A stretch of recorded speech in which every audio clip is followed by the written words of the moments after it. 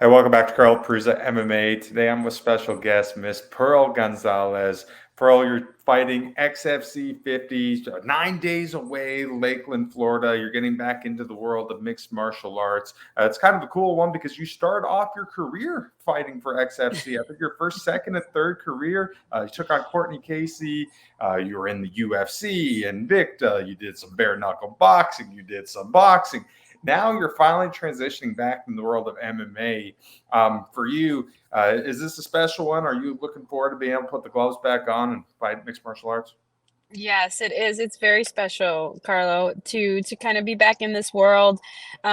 It's my heart. It always has been. I think I really feel like MMA is the love of my life. I've been in it for so long, and even though I found a newfound love with boxing, and just completely dove into it and immersed myself into the boxing world for these last couple years, there's no doubt that a lot of my skill set and a lot of my skills and tools and things that I've studied and trained and practiced over the years is MMA. So I am so honored. For a while there, I never thought that I would step back inside of a cage, and I missed it. I missed it so much, and especially how the sport has just like boomed and exploded these last few years.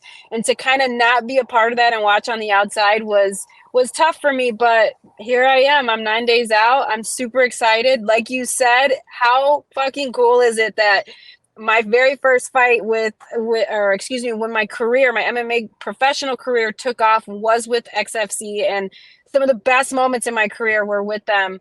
And to kind of go back to XFC again, I'm really excited about that.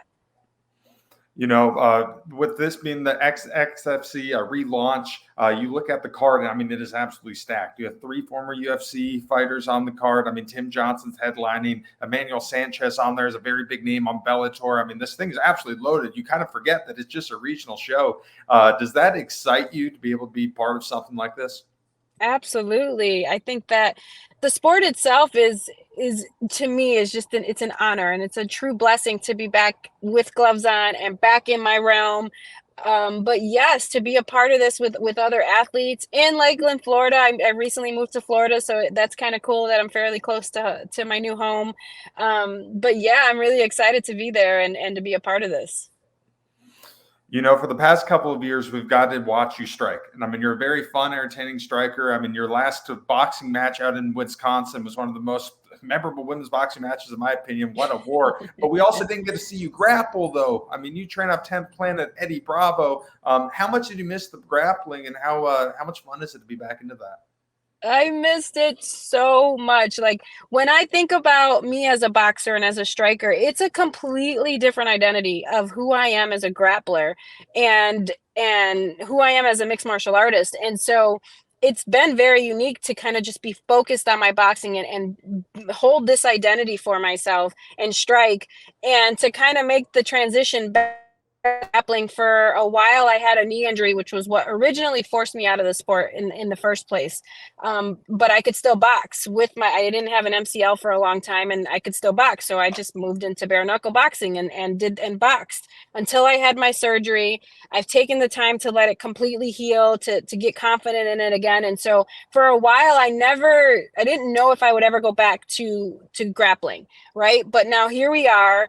I've been completely back on the mats. I'm training 6 to 8 hours a day at 10th Planet, one of the biggest grappling schools in the world, with so many amazing females and just grapplers, period. And to be on the mat multiple hours a day again and get my groove back and get that personality and that identity and the movement. It's, for me and for a lot of us, our mixed martial arts, it's a way that we express ourselves. It's a form of expression. It's an art. And so different, like the boxing me is a different movement and a different expression. And so the grappling me, to kind of identify with her again and be there and just feel that smoothness and really like just pick right back up, it feels like, where I left off. It has been so fucking awesome. I love grappling. I always have. It was a big piece of my MMA, a big part of who I was as a mixed martial artist. And so it's unique now because that's not the only skills that I have that I'm confident in. I love a firefight. As you can see in my striking matches, I love that. I now know how to thrive in the chaos. And that's really what I live for today in this, in fighting, is the chaos, is to be able to hear and see and feel the blood and hear the crowd go crazy and get hit and get stunned and rocked and have to come back from, like, that to me is what I live for. So I'm excited. I'm excited, yes, to be back on the mats and be back in that place as a grappler. But I'm excited to see where my hands and my striking will fit into the sport now. So we both share some mutual friends, Mr. Dean Toole and Jorge Masvidal. We've done a lot of stuff with those guys. Icon, you were doing some play-by-play work, color commentary work. You were getting into the broadcast side of things as well. Overall, how do you enjoy doing that? How do you like being, well, one, having the fighting skill set and also being able to do some things behind the camera as well? What's interesting is that I did not realize until recently, doing these shows and being behind the camera, is that my aunt has been grooming me for the camera my entire life. Like, I did my first photo shoot when I was 4 years old with her. My aunt was a model, it still is. It's been like 30 years. She's an amazing model. And so she always, she's been a very huge part of my fight career. Actually, she's who hand makes all of my weigh-in outfits, and she designs all my fight outfits. And she's just, since the very first amateur fight, she's been a part of my career. And to this day, she shows up with me fight week. She's there for me. And so her and I would fight constantly, especially in the beginning of my career. She'd be like, just put a little makeup on. And I'm like, I'm not putting any fucking makeup on. Like, I'm here to fight. I'm not here to look cute. And so, like, she would fight me tooth and nail. And she never gave up, though, with look cute and do this and do that. And so practice in front of the camera. We always had these fucking photo shoots we had to do. And I always had to practice saying my name and stuff on camera and watch it. And so here I am today. I feel so confident on a camera. One, there is nothing that I am better at. There's nothing that I know more than the fight game. But two, I'm also confident, and I know how to present myself, my posture, my body language and things that I'm always working on. And I'm a student. I'm a student every single day I show up. I'm here to learn. I don't ever think I know too much. I love learning. And so when I'm not focused on my own body and my own physical, how I can put mind to body and figure out how to do this move or whatnot, I'm studying and watching the fighters and watching how they're moving. And I love that it keeps me so close to the sport, but not, necessarily being physically involved in it. I love it. I'm definitely, that is the next chapter of my career when fighting is over, is commentary and analyst work, or behind the camera somewhere, my own show, who knows. But right now, I think that I've kind of put all of that to the side, and I've just been an athlete, and I'm loving every single minute of this. I'm like, you should see, I'm driving. My coach let me use a car, so I got a little hoopty. I'm staying at one of my girlfriend's house in a room, and I brought like 10 fucking pairs of clothes with me. I only have gym shoes. Like, I have been so focused and just really embracing this athletic side and the fight camp and the fight game, because I do know that this is limited for me, and the time will come when I'll need to move on. And so today I just enjoy and embrace every single minute of being an athlete. How important do you think it is for any fighter to acknowledge that, the whole fight game, it's temporary? There's a time where you need to get out, and there's also, while you're still in it, maybe the time to think, hey, what can I do outside of fighting? It's really important. When I look back at my career and I think, where did I make my mistakes, and I kind of reflect on some of my decisions and what I did inside my career, I really can look and see that early on in my career, I just thought I had all the time in the world, and I didn't utilize the time to the best of my ability. So there are a lot of things that I don't regret, and there are decisions I made that weren't the best, but I still don't regret any of it. But I do wish that I would have put some urgency on the time.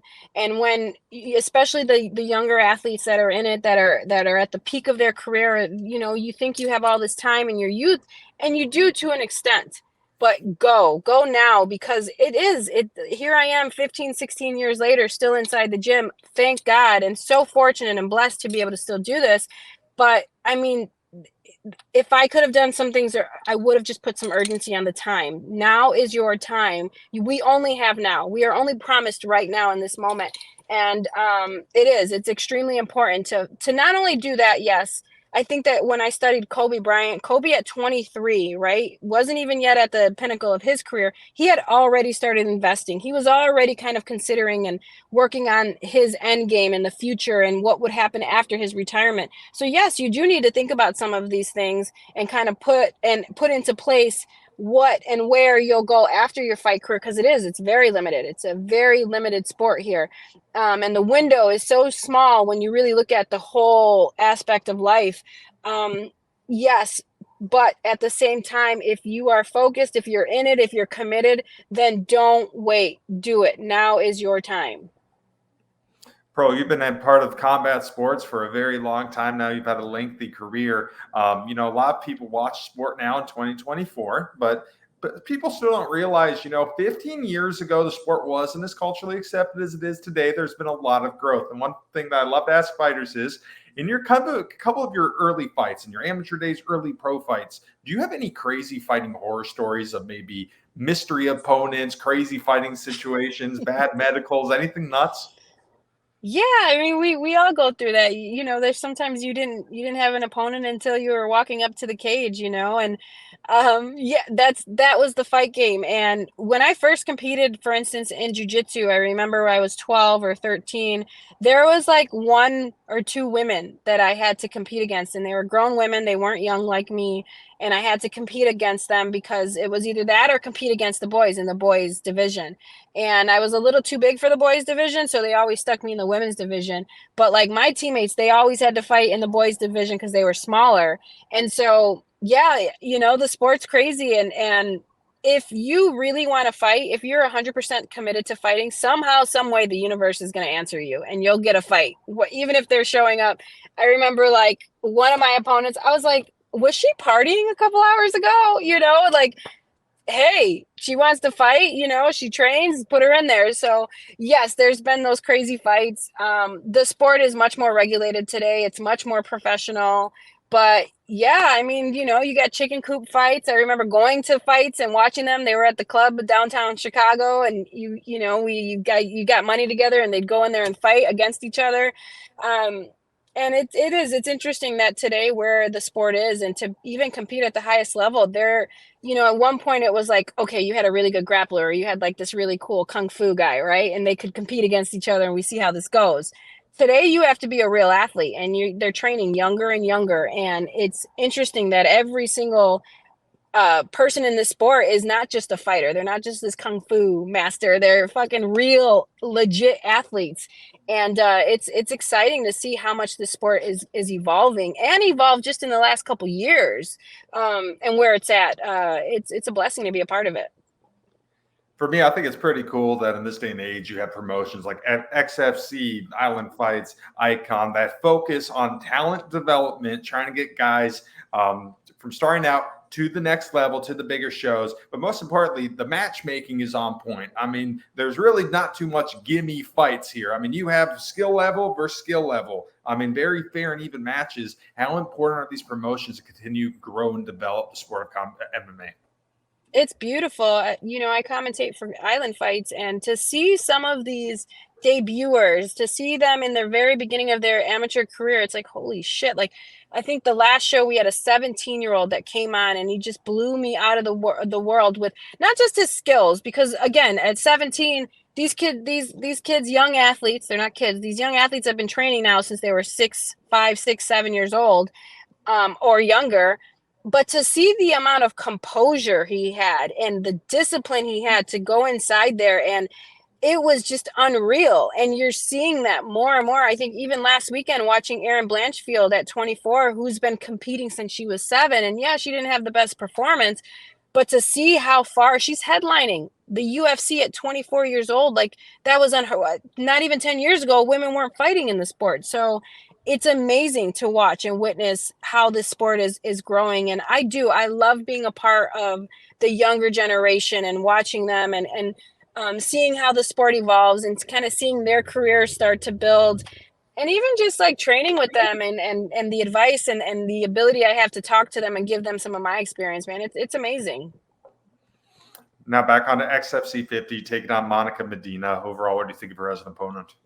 I think that the one thing that stuck out to me about Monica was bare knuckle, right? So she's tough. We know she's tough. She's fucking game, but bare knuckle champion. And that was all I really needed to hear to know that this is exactly what I need. This is the fight that I need. It's exciting. I know that she's very tough. She's durable. She's experienced. Not only does she have bare knuckle experience, but she's got MMA experience.